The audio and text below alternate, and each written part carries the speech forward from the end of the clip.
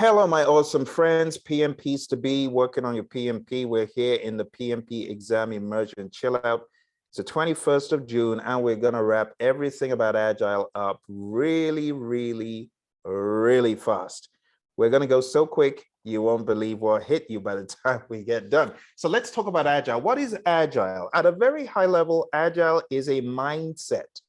So we have the Agile Manifesto that breaks Agile down and says, when you approach work, think more about the individuals and interactions over the processes and tools. In fact, the right word is value. Value people and how they interact. Stop obsessing over processes and tools, because processes and tools will not make the project a success. I have a quote that says, great project management is made great, not because of software tools.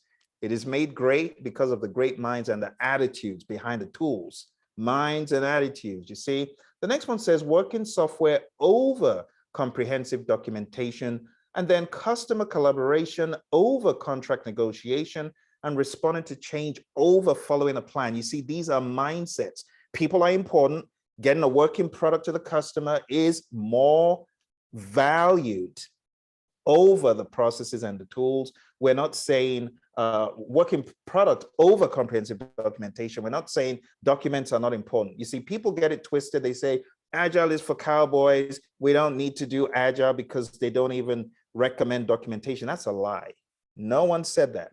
We just said through this work, we have come to value working software over comprehensive documentation, customer collaboration over contract negotiation.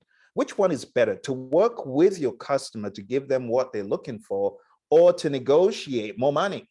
It's a mindset.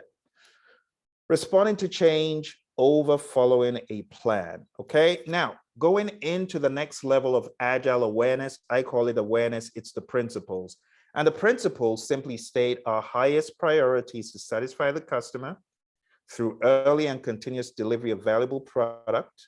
Give your customer what they value early. Why do you want to keep them hungry? Why do you want to keep them in that waiting line when they could get what value they could, put it back into the business and begin to realize a windfall?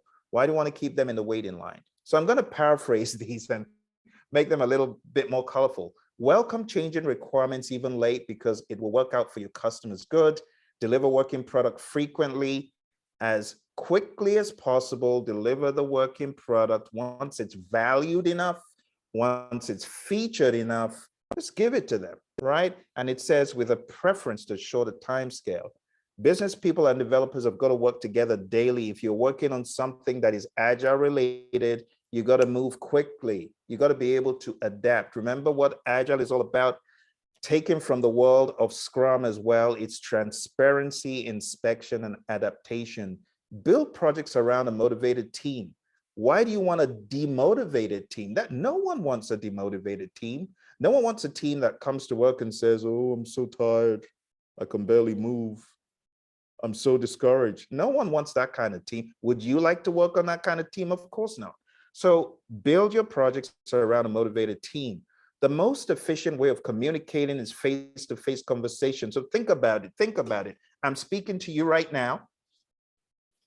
Now, when we have our classes full force and everyone's got their cameras on, you know how I know when to shut up and when to speak? It's the look on some of your faces. I can tell that some of you have tapped out for the night.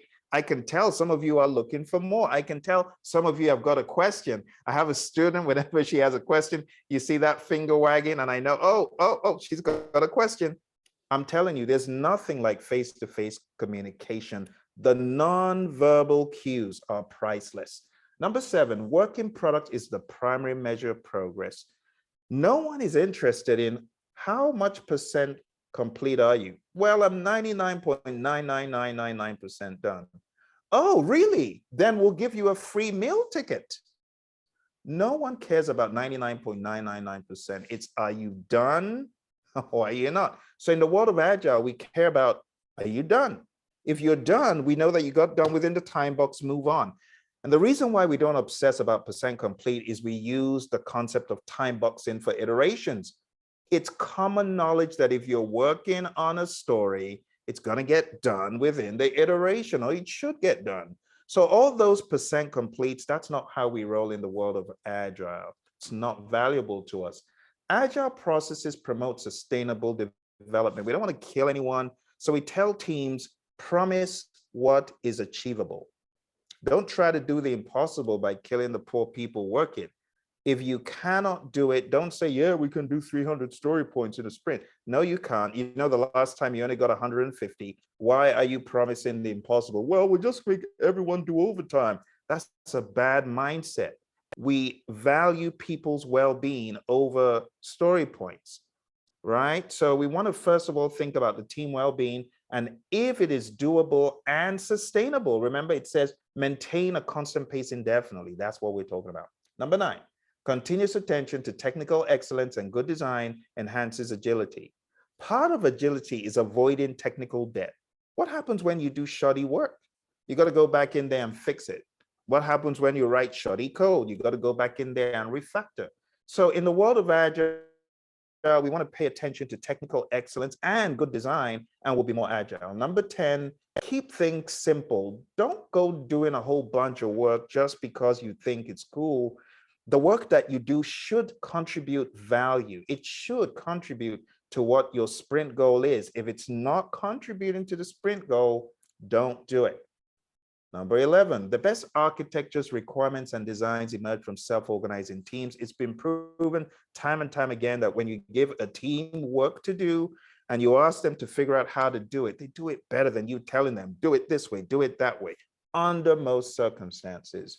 Number 12, at regular intervals, the team that you hired, the self-organizing team, right? The team you put together, they reflect on how to become more effective. They don't need management in the room telling them how to do it. You hired adults, you hired people who are capable. Of course, they're going to do it. So this is a mindset. Agile is a mindset, my friends. So if anyone comes to you and says, well, Agile is a methodology, you need to school them. You need to show them this video, because there's this misconception that Agile is a methodology or Agile is a bunch of frameworks. That's a big fat lie. Agile is a mindset. So a mindset of flexibility, of adaptation, of customer obsession, of value, of team obsession, and great things that push those benefits, value, and outcomes forward. Now let's talk about practices. How do we do these things? There are many smaller practices that you will find in the world of Agile. These little practices take those mindsets and they bring them to life. Now, we're not talking about frameworks right now. We will talk about frameworks, but for now, we're talking about practices. Doing things in iterations or sprints, time boxing. The concept of the potentially shippable increment. At the end of each iteration, having a potentially shippable increment. That's Agile. The concept of MVP, MMF, MMP, and MBI. That's not just alphabet soup, folks. That is real stuff. Minimum viable product, minimum marketable feature, minimum marketable product, and minimum business increment. They're all real things. Value delivery offices, VDO, it's a real thing. As opposed to a PMO, there's a concept of a VDO. Customer collaboration, working daily together, motivated individuals, face-to-face conversation, self-organizing teams, demos or reviews, retrospectives, the concept of backlog refinement, refactoring. And let's backtrack, because when I talk about backlog refinement, we're really talking about any type of backlog. It could be a product backlog. It could actually be a service backlog. So not everything is a product. So we may just refer to it as the PMI often do as backlog. The concept of refactoring, going in there to clean up code, it's also one of the Agile things we do. Co-location, pairing, burn charts, iteration-based planning, road mapping, visioning, team charters, team contract, social contract, all the same thing.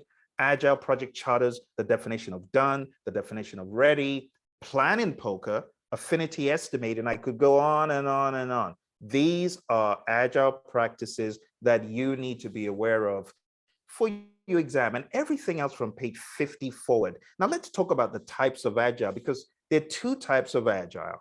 There's iteration-based Agile and there's flow-based Agile. I've got a longer video about this on YouTube, but the bottom line is that in iteration-based Agile, we're working in strict time boxes, same size. So if we decide to work on an iteration-based Agile project, it's going to be repetitive time box of 1 week, 1 week, 1 week, 1 week, 1 week, 1 week, or 2 weeks, 2 weeks, whatever the time box you've decided, that's going to be repetitive. Now, conversely, we have flow-based Agile. The time it takes to complete a feature is not the same for each iteration. So you could have 2 weeks for this feature, 1 week for that feature, 3 weeks for that one, 4 weeks for that one, 1 week for that one, few days for that one. You get what I mean? So it's based on the flow. So we have iteration-based Agile and flow-based Agile. Now let's move on and talk about another concept that we know all too well. Taking these practices and taking these concepts, let's first of all break down 2 examples of iteration-based Agile and flow-based Agile. So the one that comes to mind readily for iteration-based Agile is none other than Scrum. We're going to talk about Scrum really quick. And the other one that comes to mind for flow-based Agile is Kanban. And we're going to talk about these and close out this section. And then I'll ask you a few true or false questions. So let's jump straight into Scrum. Scrum is based on a 3-5-3 configuration of 3 roles, 5 ceremonies, and 3 artifacts. The way it all starts off is we have requests from the customer. These get put into a product backlog. And then we have our first ceremony called sprint planning. We're going to work on creating a sprint backlog, which is a subset of the product backlog. After the sprint backlog is created, the next thing that happens within the sprint, which is anywhere 4 weeks or less in the world of Scrum, is we have daily Scrums. We have a daily Scrum, and every day we meet for 15 minutes and we answer 3 questions. What have you done since our last meeting to move us towards a sprint goal? Or some people would just say, what have you done since yesterday? What did you do yesterday to move us towards a sprint goal? What are you going to do today to move us towards a sprint goal? And are there any impediments in your way? Those are the 3 questions. But you could also run a daily Scrum by walking the board. So if you have a Kanban board, you start with the items that are closest to be done, and then you ask, what do we need to do to get this to done? Or you just speak to it as a team member. So no one's going around with a microphone say, hey, Phil, what did you do yesterday? What did you do today, Carice? Hey, Stan, what did... No one's doing that. No one's doing all that. You already know the 3 questions, so off you go. There's no need to go into interview mode. All right, so the daily Scrum happens, but in the middle of the sprint, there's also an optional ceremony called Backlog Refinement that could happen. Now, when we get into scaling Scrum and getting into scaled professional Scrum, which is a different world, this concept of backlog refinement becomes mandatory. But right now, it's not mandatory. At the team level, of one team level, this is not mandatory. But you find a lot of teams in the real world doing backlog refinement because they're preparing stories for the next sprint. So you know that in your product backlog, you can have all sorts of sizes of things. You could have epics, you could have things at the feature level that need to be broken down into stories. And what we do in backlog refinement is break down these epics and features, big chunks of work. We break them down into stories. We make sure they are independent, negotiable, make sure they're valuable or vertical, estimable, small enough to fit within a sprint, and testable. At the end of the day, when the sprint is done, we get our increment.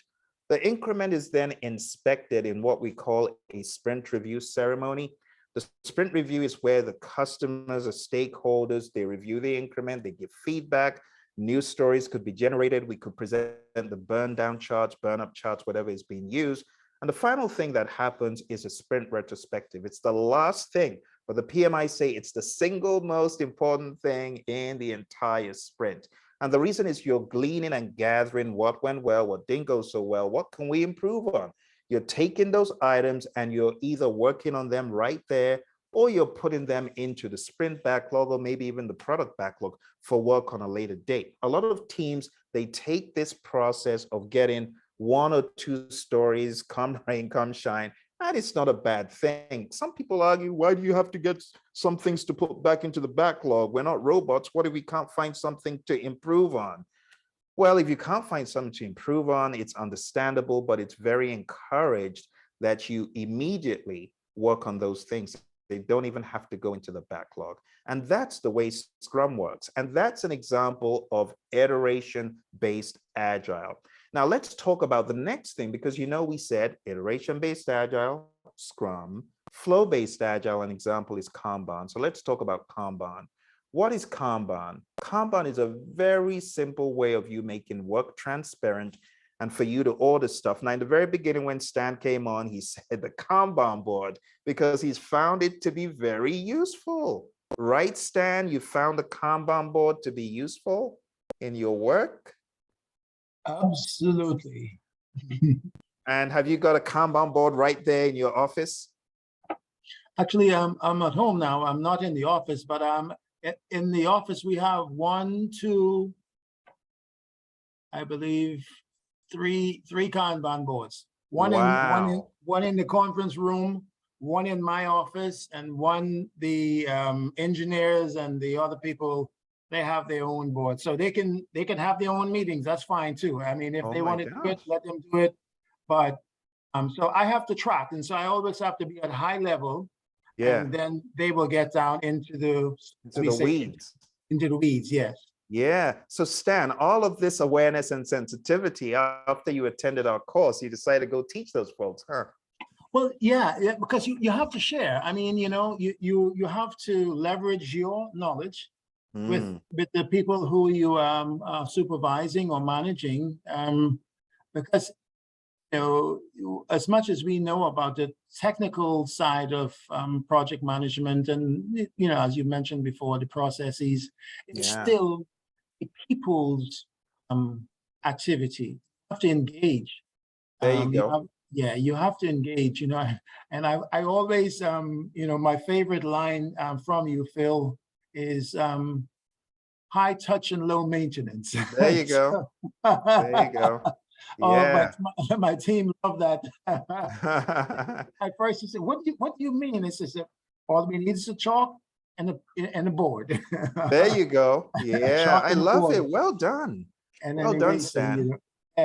Roy is gonna be ecstatic when I tell him, because Roy and I, we love seeing the pragmatism of what we teach. It's not just to pass the exams. So you're a PMP, you're coming back, you're still enjoying the knowledge, still enjoying the flow, and you're helping other people be aware. So it's just really awesome. Thank you, Stan. So let's talk about Kanban and what it is. You can see up here, it says derived from Toyota's lean production system. A lot of people think Kanban was invented by David Anderson. No, it wasn't. It was popularized by him. He was just very, very quick on the draw to say, hey, this stuff could be used in software. Kanban in lean manufacturing is a system for scheduling, inventory control, and replenishment. So the word Kanban is literally translated as visual sign or card. Physical Kanban boards, such as the one you can see here with cards, enable and promote the visualization and flow of the work. So the bottom line is Kanban is simple, it's lightweight. One of the things I love about Kanban is it has a start where you are mindset. Doesn't matter whatever the roles are, whatever the work you're doing. As Stan said, he's got one in the conference room, he's got one in his office, he's got one at different levels. And that's what Kanban does. It is so good in that you're able to prioritize what needs to be done. As you can see, we have 3 columns in the very basic model. We have to do, doing, and done. Now we can take this basic model, which has things that we are meant to do. The moment we begin doing those things, we move the card, you see. So if we have a card here, this red card is something we need to do. The moment we begin doing it, boom, it's visual. Everyone knows, oh, Phil's working on that one. I can see that he's still working on it. It's not done yet. And then when it gets to done, boom, you move it to done and everyone knows you're done. It's a compelling visual tool, great for organization. I tell you, if you're all over the place running helter-skelter, wondering, what am I going to do this week? What am I going to do in my life? Well, just have a Kanban board. And honestly, I live by the Kanban idea because I wrote 12 books using Kanban, 12 books. And I had that thing staring at me on the wall. I started this in 2011, 2012. And before you knew it, I had begun writing all of those books. I'm done with them. 12 books because of Kanban. It works. So the PMI have a great image in the Agile Practice Guide. I want you to take a look at this image right here.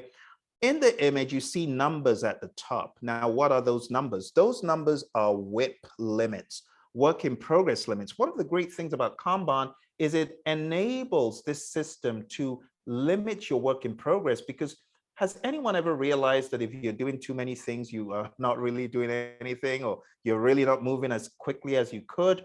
So we have these work in progress limits that help us understand when we have capped or maxed out our WIP. When you've maxed out your WIP, what you need to do is look for why you are blocked. Find out why you're blocked. And when you get done in the world of Kanban, instead of going all the way back to do, you look for what could be done and you help those team members. So it's got a very simple mindset. As it says here, Kanban boards are low-tech, high-touch technology that may seem overly simplistic. Just like Stan said, it could be chalk on a board, right? It could be Post-its and a simple $2 board. In the Kanban method, it's more important to complete work than it is to start work. There's no value derived from work that is not completed.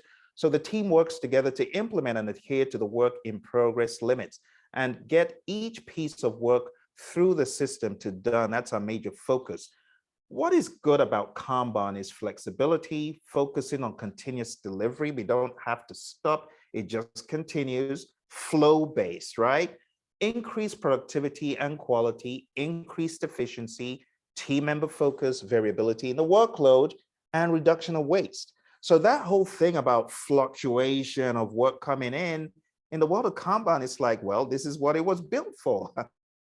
Keep coming in ebbs and flows. It's okay. This is why a lot of folks in IT love Kanban, because it doesn't rely on a continuous flow. Now, two other things you need to know about Kanban. We have two definitions, lead time and cycle time. Lead time is the time from the beginning when a task was created. So someone puts in an IT ticket all the way to when the ticket is completed. That's lead time. Cycle time, on the flip side, is when someone in IT pulls the ticket. That's when the work started to when the work is completed. That's cycle time. And you do need to know the differences between those two. For your exam in the world of Agile, my friends, I would expect them to give you a lot more situational stuff. So please don't take what I'm about to give you as being, this is how the exam is going to be. No, no, no. The exam is not going to be true or false, but I'm going to give you a very quick set of 10 true or falses. I want you to just take about 10 seconds per question and answer to the best of your ability. A is true, B is false. Here we go. T-shaped people supplement expertise in one area with non-supporting but more developed skills in unassociated areas. Think about it for a second. It's true or false?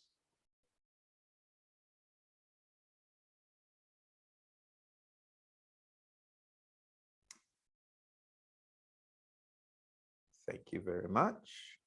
3, 2, and 1. So this is super quick, my friends. It's true or false, all right? Let's go ahead and end. And the answer to this, my friends, this is not true. T-shaped people supplement expertise in one area with supporting more developed skills in associated areas. It has to be associated areas. If you take a look at the Agile Practice Guide, you will find that this is just a play on words. So if you're not aware of the whole T-shape, what T-shape means in the first place, I want to direct you to go to page 155. Page 155 will help you. Remember, T-shaped skills, we want to be able to support the team. So we want it to be supporting, and we want it to be something associated with the work being done. So you got to read every word on your exam carefully. Here's the next one. All the work necessary to achieve the product goal, including sprint planning, daily Scrum, sprint review, and sprint retrospective, happen within sprints. Is that true or false?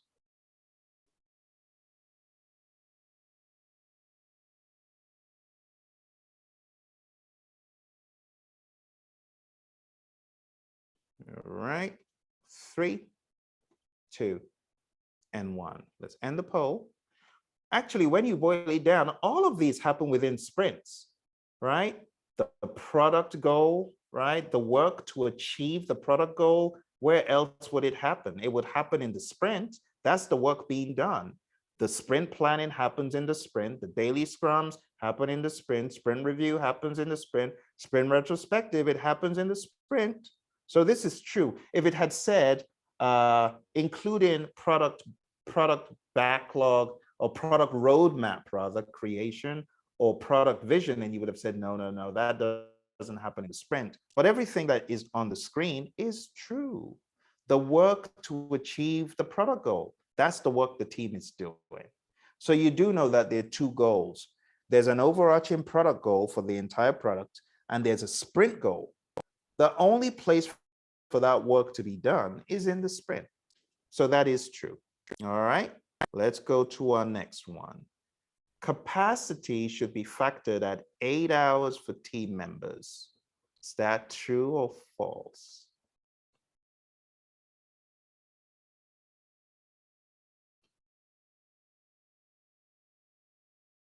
All right. 3, 2, and 1. All right, let's go ahead, end the poll, and share the results. So one of the things you want to do as an Agilist is never plan at your max for the day. You're putting in 8 hours a day, right? So are you going to work on nothing but the project for an entire 8 hours? No. So this is false. Best practice says, even if you are working on just that project, 6 hours is more realistic, not 8 hours. So this is false. All right. Planning for 8 hours a day means you don't check emails, you don't do any ceremonies, nothing. No, that's not realistic. All right, let's move on. Daily scrums improve communications, identify impediments, promote quick decision-making, and consequently eliminate the need for other meetings. Now, this is a direct cutout of the Scrum guide. So some people looking at this will say it's not true, but it is true. I know some of you might have chosen wrong because I know you're going to go by the very strong word, eliminate. It's a very strong word. Even though it's in the Scrum guide, I understand that could be argued. So I didn't want to give you that question. Let's go to the next one. Developers and the product owner must channel all communications through the Scrum Master. True or false? Let's relaunch your poll. Go for it. Almost running to the top of the hour.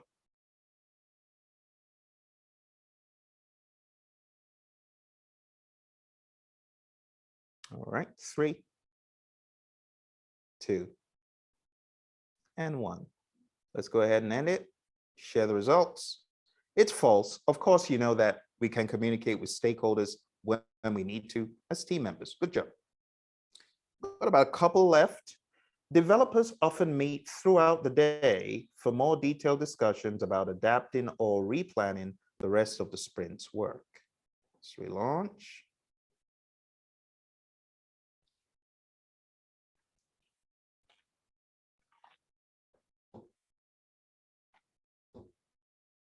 All right, 3, 2, and 1. This is actually a true statement. They do meet together and they have discussions about the work. They do not have to meet within the confines of any of the formal meetings. They can do it outside of that. They do that all the time. Yeah, So there's Phil. Uh-huh.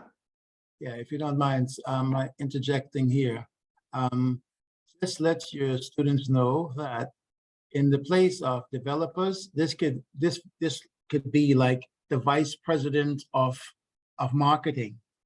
In the place of the product owner, they will actually use real business or professional status within the organization. They would not be as how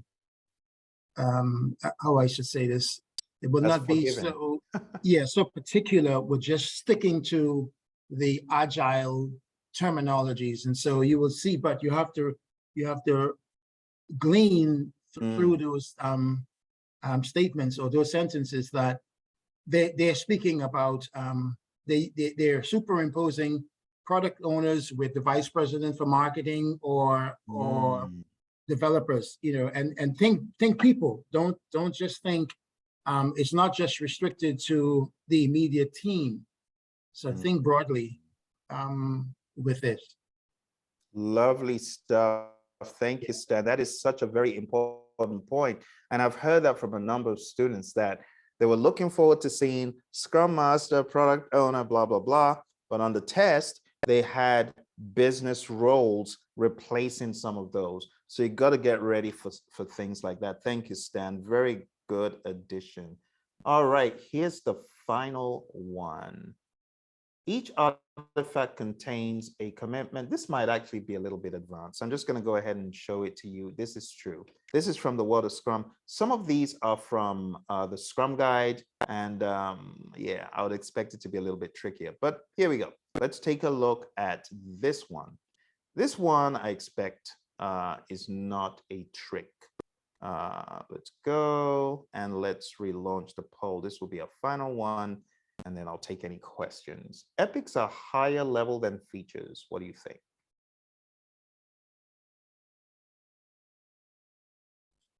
Three, two, one. Brilliant. Everybody got this one right. The answer is indeed true. Epics are higher level than features. All right. So thank you very much, my friends. We have gotten to the end of our manic review of Agile. The whole idea was to give you a quick review about what Agile is. And yep, we're done. That's pretty much it. So if you have any questions at this point, I will answer them. For now, we'll go ahead and say goodbye to anyone who's going to be watching us in the future, and we'll take some internal questions. And before you go, our friends who are like reeling from this presentation and you're like, oh my goodness, I know nothing in Agile. Don't worry, don't worry. We've got something that can help you. And this is called the Agile Practice Guide Power Review. The Agile Practice Guide Power Review is happening on Sunday. We're going to cover the entire Agile Practice Guide. It's going to be from 12 to 4, very similar model. But if you have struggled covering the Agile Practice Guide, this is an opportunity for you to go on down to the website. It's actually agileprinciple.com. And if you go to agileprinciple.com, you'll be able to sign up for this, get the details. And I know a lot of folks have attended boot camps, but they've not really gone deep into Agile. This is going to help you, okay? Agileprinciple.com, the entire Agile Practice Guide, we're going to be covering it. All right, looking forward to seeing some of you there. Take care and bye for now.